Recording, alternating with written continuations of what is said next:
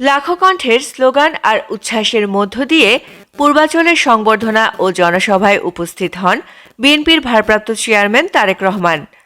মঞ্চে স্বল্প সময়ের বক্তৃতায় তুলে ধরেন বাংলাদেশ নিয়ে তার স্বপ্ন, প্রত্যয় ও ভবিষ্যৎ দিক নির্দেশনা।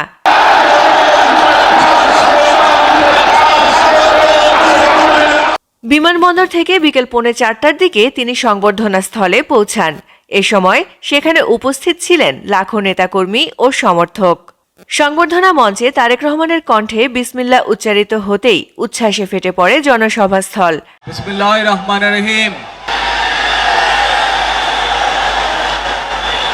জনতার ভালোবাসা ও আবেগে অভিভূত তারেক রহমান বক্তব্যের শুরুতে 1971 সালের মহান মুক্তিযুদ্ধে শহীদদের প্রতি গভীর শ্রদ্ধা জানান।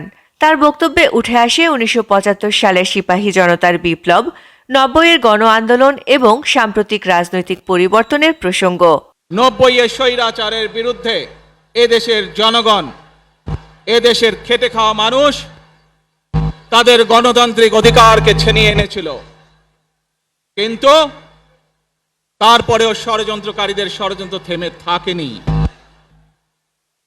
আমরা তারপর দেখেছি 2024 সালে, 71 সালে এই দেশের মানুষ যেমন স্বাধীনতা অর্জন করেছিল, 2024 সালে এদেশের ছাত্র জনতা সহ সর্বস্তরের মানুষ, কৃষক, শ্রমিক, গৃহবধূ, নারী, পুরুষ, মাদ্রাসার ছাত্র সহ দলমত নির্বিশেষে, শ্রেণী পেশা নির্বিশেষে সকল মানুষ সেদিন 2024 সালের 5ই আগস্ট এই দেশের স্বাধীনতা এবং সার্বভৌমত্বকে রক্ষা করেছিল। ভাষণে তরুণদের হাতে আগামী দিনের নেতৃত্ব তুলে দেওয়ার আহ্বান জানান তিনি। বলেন, শক্তিশালী গণতন্ত্র ও অর্থনৈতিক ভিত্তির ওপর বাংলাদেশ গড়ার দায়িত্ব তরুণদেরই নিতে হবে। আধিপত্যবাদ শক্তির গুপ্তচরেরা বিভিন্নভাবে ষড়যন্ত্রে এখন লিপ্ত রয়েছে। আমাদেরকে ধৈর্যশীল হতে হবে, আমাদেরকে ধৈর্য ধারণ করতে হবে। বিশেষ করে তরুণ প্রজন্মের যে সদস্যরা আছেন, আপনারাই আগামী দিন দেশকে নেতৃত্ব দিবেন, দেশকে গড়ে তুলবেন। এই দায়িত্ব তরুণ প্রজন্মের সদস্যদেরকে আজ গ্রহণ করতে হবে। মার্টিন লুথার কিং এর ঐতিহাসিক বক্তব্যের অনুপ্রেরণায় তারেক রহমান বলেন, দেশের মানুষের ভাগ্য পরিবর্তনের জন্য তার একটি সুস্পষ্ট স্বপ্ন ও পরিকল্পনা রয়েছে, যা বাস্তবায়নে সবার সহযোগিতা প্রয়োজন। আপনাদের সামনে আমি বলতে চাই, I have a plan for the people of my country, for my country. আজ এই পরিকল্পনা দেশের মানুষের স্বার্থে, দেশের উন্নয়নের জন্য, দেশের মানুষের ভাগ্যের পরিবর্তনের জন্য।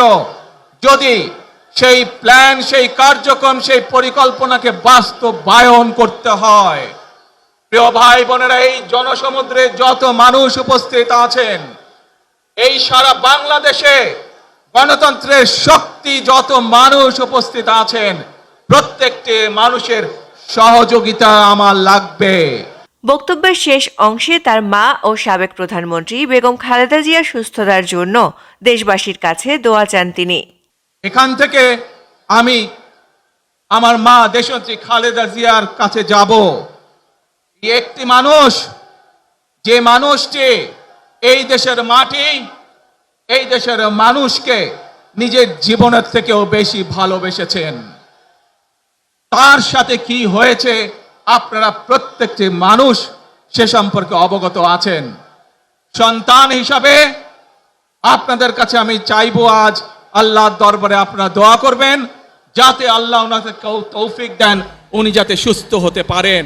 দীর্ঘ নির্বাসন শেষে তারেক রহমানের এই প্রত্যাবর্তন ঘিরে জনসভায় ফুটে উঠেছে আবেগ, প্রত্যাশা আর নতুন বাংলাদেশের স্বপ্ন। মনে রাখবেন, we have a plan, we have a plan. MCTV US। Bangladesh জিন্দাবাদ, বাংলাদেশ জাতীয়তাবাদী দল জিন্দাবাদ। আসসালামু আলাইকুম।